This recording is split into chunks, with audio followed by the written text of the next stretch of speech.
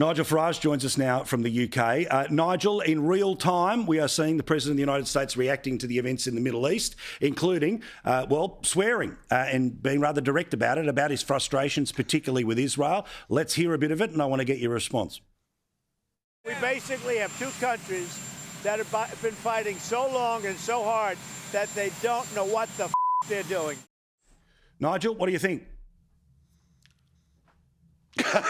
Well, I'm sorry. I know I shouldn't laugh, really, given how serious the situation in the Middle East is, but it's difficult not to.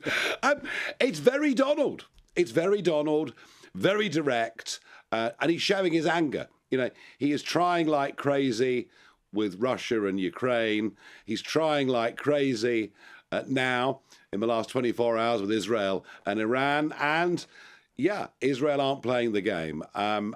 Look, he wants to be a peacemaker. That's his instinct. It always has been. But I'm afraid this situation in the Middle East is going to rumble on, I think, for some considerable time. Yeah, interestingly, Iran, in the past couple of minutes, has released a statement suggesting the Revolutionary Guard says that the final wave of attacks, they fired 14 missiles, and they did so apparently minutes before the ceasefire. So again, the position of the president in all of this is when things land, but at some point you've got to rule a line under it. From the Israeli perspective, though, Nigel, apparently this has been fatal. There have been lives that have been lost by that final missile landing post. And obviously, and always, every government wants to respond when one of its own dies. Yeah. Well, I mean, the best hope we've got is that Israel have done this because they want to have the final word. Correct. Yeah? You know, I got the last blow in type of thing to say to my electorate. Let's hope it's that. Let's hope the whole thing doesn't break down completely and go back to where it was. But frankly, I was a bit sceptical last night when I saw the ceasefire. I'm even more so now, frankly. Also, again, let's just, again, be in the middle of talking about the grains of sand and the minute by minutes, but then let's step back and have a look.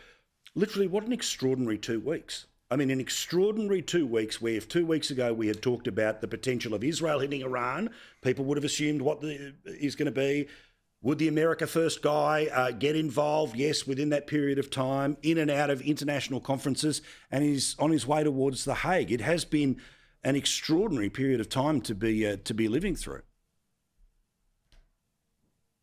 Yes, it has. And actually, I mean, what America did is one of their most significant interventions in decades. I mean, I don't think we should underestimate America getting involved in this, what it means. Of course, what we can't deduce is just how much of the Iranian material has been destroyed. Did they get stuff out before?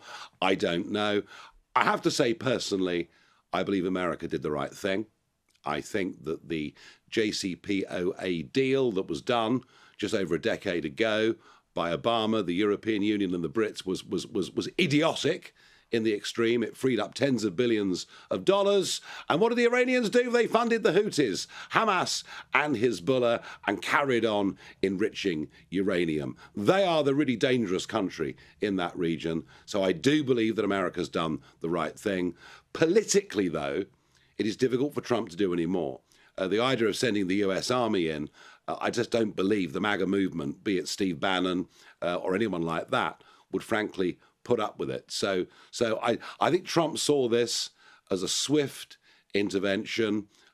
I think he'll be reluctant to do much more. Yeah, you get that sense, and certainly the frustration in which that he has been expressing himself tonight would very much put that into place. Now, he's on his way to The Hague. He's on his way, of course, to the Netherlands. Of course, you're well and truly aware of how the Europeans like to do things. Any last-minute advice about what it's like to swan around with one of the ultimate versions of the political swamp?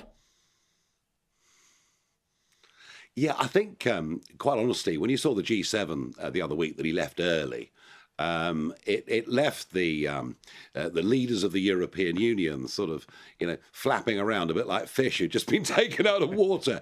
He has no great love. He has no great love for the European Union whatsoever. But he might well have a nice word to say to the German Chancellor, who at least was supportive of what the Israelis and Americans have done.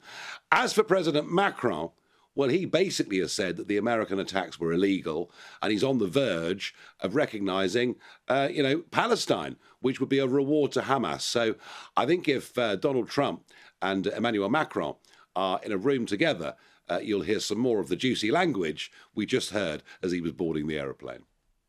Correct. Both of them speaking French, one that's audibly available to us who do not speak the native tongue but are aware of certainly what it means. Now, your polls keep getting better, stronger, no surprise there.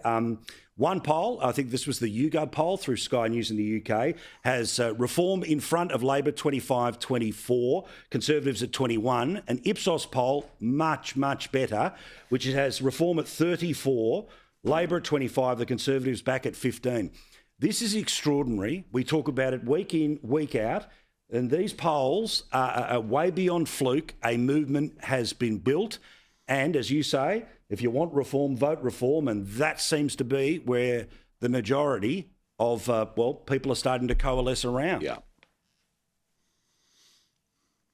Yeah, I mean, exactly this time last year, Reform didn't have a single MP.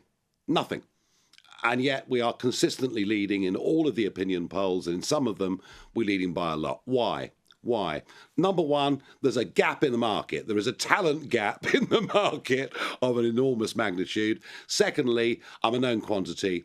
And thirdly, I have been talking about what damage net zero would do for years. I've been talking about young men, undocumented young males coming into Britain in large numbers, causing problems, especially for British women.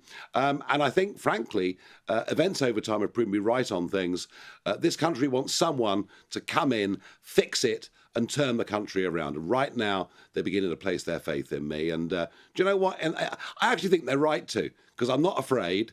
I don't back down, and I know what I believe in. Yeah, certainly, again, one of the great lefty queens is Jacinda Ardern, the former New Zealand Prime Minister, and she's got a book out and a documentary and all the rest of it as they throw rose petals at her. The only reason she was Prime Minister was because of a vote of a guy called Winston Peters, right? New Zealand First is his political movement. He has done the same to put now the National Party in as the leaders in New Zealand, and he's come out today. And he has spoken very strongly about low-skilled immigration. Put simply, his words, New Zealand has enough Uber drivers. Yeah, I know Winston very well. He's been a friend of mine for a long time. I've even taken him to the Oval to watch cricket. So Winston and I think very alike. He's never been afraid to say what he thinks matters in New Zealand politics. He doesn't even make much of his own Maori background. He just is what he is. As you say, he has become the modern-day kingmaker in New Zealand politics. And he's right. Low-skilled migration, in the end, costs a country money, and it makes no sense. Good man. Thank you so much. Thank you, Nigel. We'll talk to you again next week. Nigel Farage, leader of the Reform Party.